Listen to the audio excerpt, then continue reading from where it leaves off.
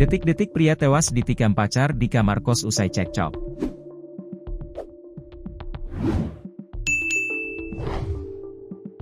Pertengkaran pasangan kekasih di sebuah kos-kosan di kawasan Lubuk Baja, Batam berakhir tragis. Seorang wanita bernama Fania Putri Milenia, 25, nekat menikam kekasihnya, Charles Leo Putra, 36, hingga tewas. Kejadian ini terjadi pada Kamis dini hari, 3 April 2025 sekitar pukul 3.53 WIB di lantai 2 sebuah kos-kosan di Balai Blok V, Jalan Semangka 2, Lubuk Baja.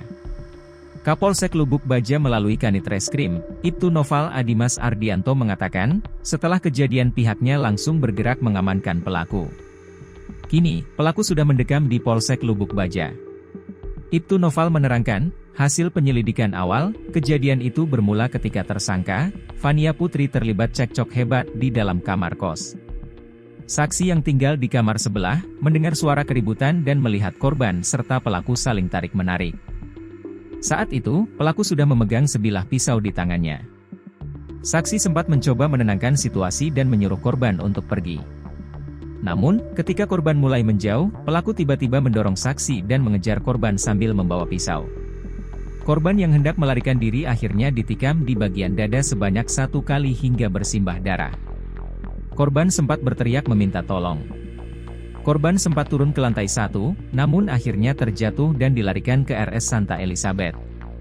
Sayangnya, saat pemeriksaan di ruang IGD, korban dinyatakan meninggal dunia, ujar Noval. Setelah menerima laporan kejadian, unit Reskrim Polsek Lubuk Baja segera mendatangi lokasi dan mengumpulkan bukti, termasuk rekaman CCTV yang memperlihatkan kejadian penikaman. Sekitar pukul 4.15 WIB, polisi mendapatkan informasi pelaku berada di RS Santa Elizabeth.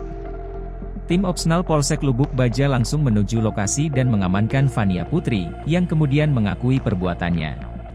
Pelaku langsung dibawa ke Mapolsek Lubuk Baja bersama barang bukti, termasuk sebilah pisau berwarna merah muda dengan bercak darah, rekaman CCTV kejadian, pakaian korban dan pelaku yang penuh bercak darah. Hingga saat ini, polisi masih menyelidiki motif di balik pembunuhan ini. Dugaan sementara, peristiwa tragis ini dipicu pertengkaran terkait hubungan pribadi yang semakin memanas. Dugaan awal, pelaku dan korban ada masalah pribadi. Masih kita dalami, katanya.